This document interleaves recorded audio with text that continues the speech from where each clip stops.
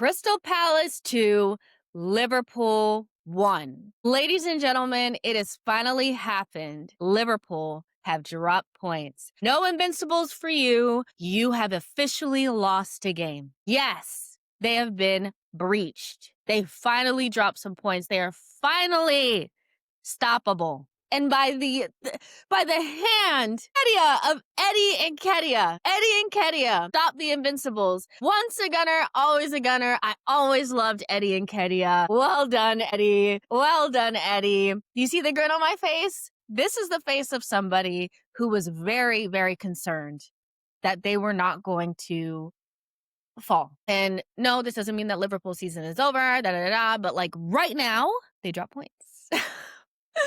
And I didn't think that that was going to happen. When Chiesa scored, I was like, here they go again. Here they go again. Stuff of champions, late goal. Here they go again. Was a waste of time. Oh my gosh, Crystal Palace wasted all those chances because let's keep it a buck. Let's keep it a buck. Liverpool should have conceded like 4 goals. Dead ass. They should have conceded like 4 goals. No other team gets off like that. Let me freaking tell you, Wharton and Mateta were so good in that game. Mateta and Wharton were spinning them. Mateta and Wharton were so good. They deserved to be on the winning side. They were so good. Mind you, Mateta, I think he scored like the other day in the Carabao Cup, like his 50th goal for Crystal Palace. How many goals does he have this season already? Mateta's playing so good. And Wharton, the stocks are stocking. These stocks are stocking. That is a midfielder. I am so sorry, but if you do not see it, you are blind. You are blind if you don't see it. That is a 100 million pound midfielder.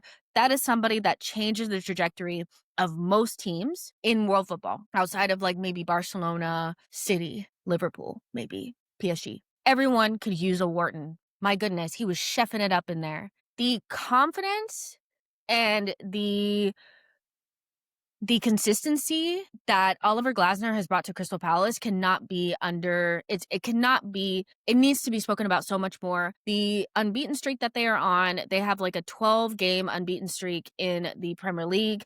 They've beaten Liverpool twice. They've beaten City once. They've won 2 trophies under Oliver Glasner in 14 months or something like that since he's been in the job. Respect him. Over the summer, people were calling him a baby. Liverpool fans calling him a baby. Oh, he won. He's keeping Guéhi from his rite of passage. He's just being a child. No, real men.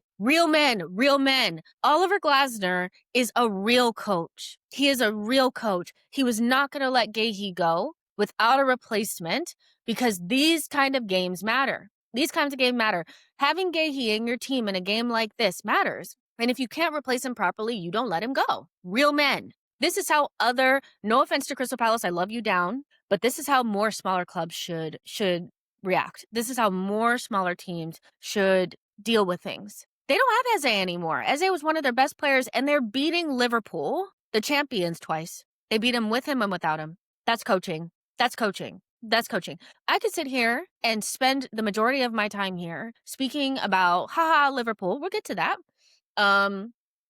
Liverpool, la. But Oliver Glasner is the coach that Manchester United should have had. Oliver Glasner is the kind of coach that should be at Manchester United right now rebuilding the mess that's over there. That is a coach that could coach in the Champions League, and he is coaching Crystal Palace. Crystal Palace are they not second in the table today? Crystal Palace are second in the table right now. I know it's early, but Crystal Palace over the years under, Hodgson and other coaches have been largely written off as a lower mid-table team. Benzema, please. As a lower mid-table team, and they are sitting second in the table after beating Liverpool. They are unbeaten in the Premier League in 12 games. An unbeaten streak of 12 games. He doesn't have a team full of stars. He has some unique talent in there, like Wharton and Mateta, but they just lost Eze. Yes, they've reinvested, but this is not a team that is just about the talent. It's about the coaching. I feel like more smaller clubs need to swing big, get coaches that have European experience, that have won things before, and are real men and are going to tell the board, no, do not sell our best players. You can sell this one, but we're going to keep this one so we can maintain our solidity and take a real go at it, really go for it. Oliver Glasner is doing an impeccable job. I'm trying to think, has there ever been recently a coach that's taken like a lower mid-table side and done this well with it in such a small period of time? Remember, 2 trophies, and they beat Liverpool twice. Once in a final and once in the league after losing one of their best players. It should have been more. It should have been more. They should have won like 3 goals, maybe. They were brilliant. They were absolutely brilliant, and they deserve more than just being a footnote in the banter session for Liverpool, because it's not like they just like slipped and fell on the win. They genuinely outplayed Liverpool in that game. The quality was there, and they weren't playing against like a rotated Liverpool side. Wirtz was out there. Isak was out there. Did they do anything? No. But were they out there? Yes. Think we're pretty close to a conversation about Wirtz, I'm not gonna lie. I think we're close to a conversation on Wirtz, I'm not gonna lie.